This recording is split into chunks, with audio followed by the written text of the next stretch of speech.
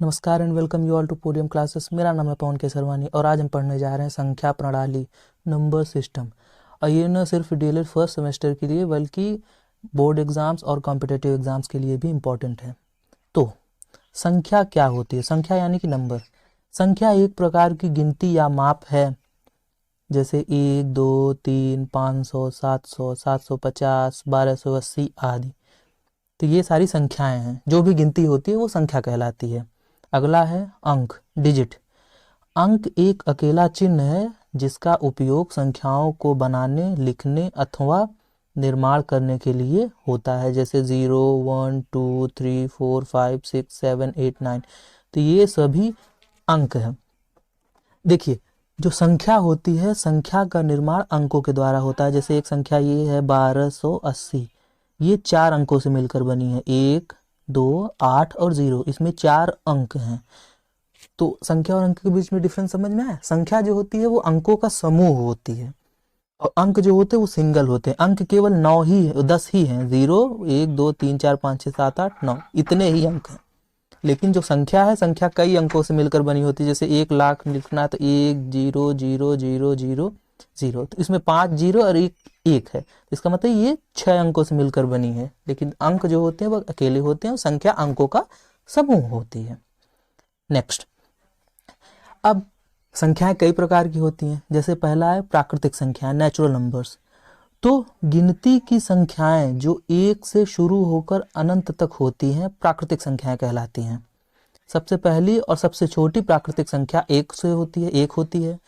किसी भी प्राकृतिक संख्या की अगली वाली संख्या भी प्राकृतिक संख्या होती है, और प्राकृतिक संख्याओं को n से दर्शाते हैं।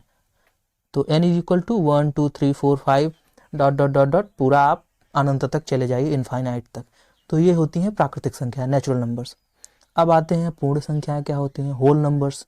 तो शून्य को भी प्राकृतिक संख्याओं में शामिल कर लिया जाए तो प्राप्त संख्याओं के समूह को पूर्ण संख्याएं कहते हैं, और पूर्ण संख्याओं को W से दर्शाते हैं। अब देखिए, जो हमारी प्राकृतिक संख्याएं थी वो 1 से शुरू होकर अनंत तक जाती थी, लेकिन उसमें एक चीज मिसिंग थी, वो थी 0।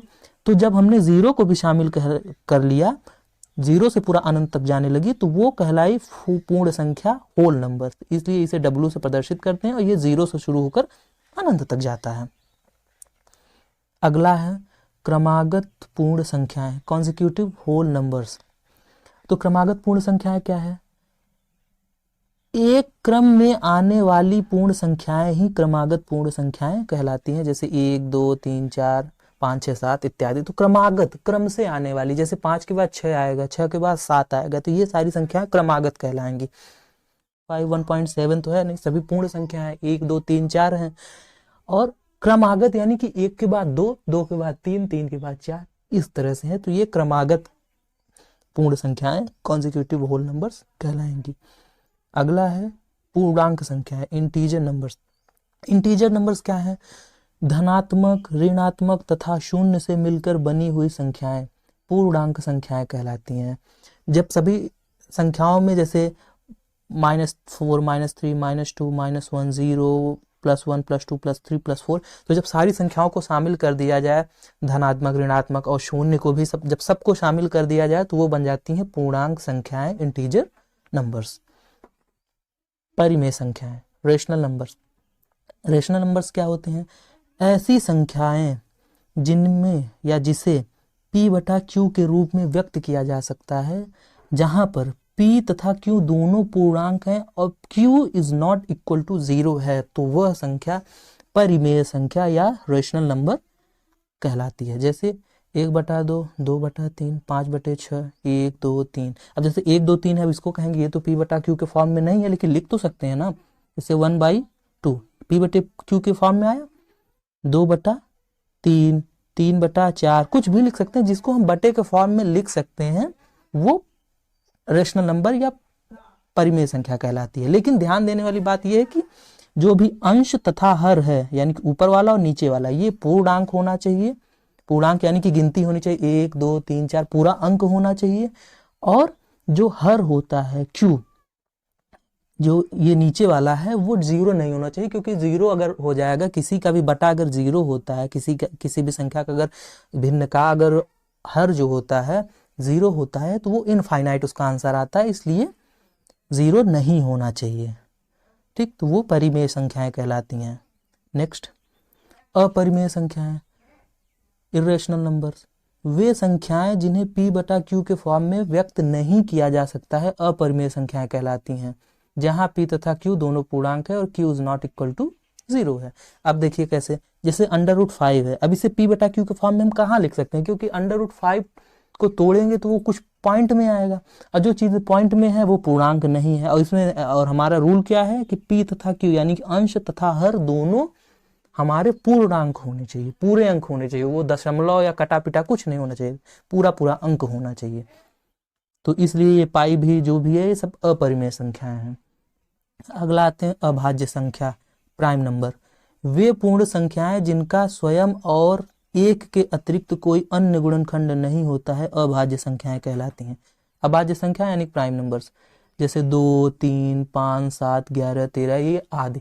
तो ये जो संख्याएं हैं ये सिर्फ अपने से कटती हैं या तो एक से कटेंगी, इनको कोई और नहीं काट सकता, इसलिए ये संख्याएं अभाज्य संख्याएं या फिर प्राइम नंबर्स कहलाती हैं।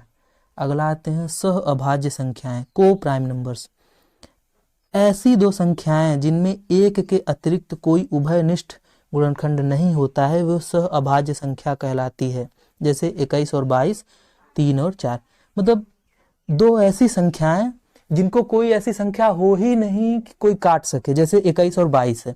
अब 21 और 22 को कोई ऐसी संख्या नहीं है जो दोनों को एक साथ काट सके, जैसे, और 3 और 4 भी है इसी तरह, इनको भी कोई एक संख्या ऐसी नहीं है कि जो काट सके। जैसे 21 को 3 तो काट सकता है लेकिन 22 को 3 नहीं काट सकता, 22 को 2 काट सकता है लेकिन 21 को 2 नहीं काट सकता। तो ये दोनों जो है सह अभाज्य संख्याएं हैं। जैसे हम गुणनखंड करके आपको दिखा देते हैं, जैसे 21 का हम गुणनखंड करेंगे तो आएगा 1 × 3 × 7, और 22 का गुणनखंड करेंगे तो आएगा 1 × 2 × 11। तो इसमें एक कॉमन मिल रहा है और बाकी कोई चीज कॉमन नहीं है। तो वही तो कहा गया है ना, जिसमें एक के अतिरिक्त यानी 1 के अतिरिक्त कोई उभयनिष्ठ यानी कि कॉमन गुणनखंड यानी कि फैक्टर नहीं होता, कोई भी चीज कॉमन नहीं है, सिर्फ एक ही कॉमन दोनों मिल रही, इसलिए ये सह अभाज्य संख्याएं या को प्राइम नंबर्स कहलाती हैं।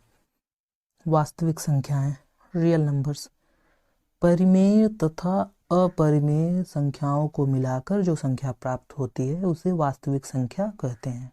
जैसे 1, 15, 83, 3/4, √5, √8 इत्यादि। अब इसमें ये जो चार संख्याएं हैं 1, 15, 83 और 3/4 ये तो परिमेय हैं, और जो √5, √8 इत्यादि हैं ये अपरिमेय हैं। तो दोनों को जब मिला दिया जाए, परिमेय तथा अपरिमेय को जब साथ में रखा जाए, एक ही ग्रुप में रखा जाए, तो उसे वास्तविक संख्याएं या रियल नंबर्स बोलते हैं। अगला है पूर्ववर्ती संख्या और उत्तरवर्ती संख्या। तो पूर्ववर्ती संख्या यानी कि प्रोसीडिंग नंबर, ये क्या होता है? पूर्ववर्ती संख्या का अर्थ एक पूर्व में आने वाली संख्या होती है। जिस संख्या का पूर्ववर्ती जानना हो उस संख्या से एक घटाने पर प्राप्त संख्या ही उसकी पूर्ववर्ती होगी। जैसे 10 की पूर्ववर्ती 9 है। पूर्ववर्ती का सीधा मतलब होता है गिनती में उससे पहले आने वाली संख्या। जैसे 10 से पहले 9 आता है तो 9 पूर्ववर्ती हुई 10 की। 12 से पहले 11 आता है तो 11 पूर्ववर्ती हुआ 12 का। ज्ञात करने का तरीका सीधा है, जो भी संख्या है उसमें से एक घटा दीजिए तो उसका पूर्ववर्ती आ जाएगा। जैसे 10 में से मैंने एक घटाया तो 9 आ गया, ये उसका पूर्ववर्ती है। 12 में से मैंने एक घटाया तो 11 आ गया, तो 11 पूर्ववर्ती है 12 का। अब आते हैं अगला उत्तरवर्ती पे, सक्सीडिंग नंबर। उत्तरवर्ती संख्या, सक्सीडिंग नंबर। तो उत्तरवर्ती अथवा अनुवर्ती संख्या ठीक आगे आने वाली संख्या को कहते हैं। जिस संख्या का उत्तरवर्ती संख्या जानना हो उस संख्या में एक जोड़ने पर प्राप्त होने वाली संख्या ही उसकी उत्तरवर्ती संख्या होगी। जैसे 10 की उत्तरवर्ती संख्या 11। सक्सीडिंग नंबर यानी कि उत्तरवर्ती संख्या ठीक पूर्ववर्ती का उल्टा होता है, जो गिनती में उसके आगे आए। जैसे 10 के बाद 11 आता है तो 11 जो है 10 का उत्तरवर्ती है। 12 जो होता है 11 से पहले आता है, इसलिए 12 जो हुआ ये उत्तरवर्ती हुआ 11 का। जिस भी संख्या का हमें उत्तरवर्ती जानना हो सिंपल से ट्रिक है, उसमें एक जोड़ दीजिए। जैसे 12 का उत्तरवर्ती हमें जानना है, 12 का उत्तरवर्ती क्या होता है तो 12 + 1 = 13। तो जो 13 है ये 13 उत्तरवर्ती है। ठीक, अगर आपको ये वीडियो अच्छी लगी हो तो वीडियो को लाइक शेयर करना ना भूलें। जो भी आपके सुझाव हों वो हमें कमेंट के माध्यम से बता दीजिए और चैनल को सब्सक्राइब कर दीजिए। धन्यवाद।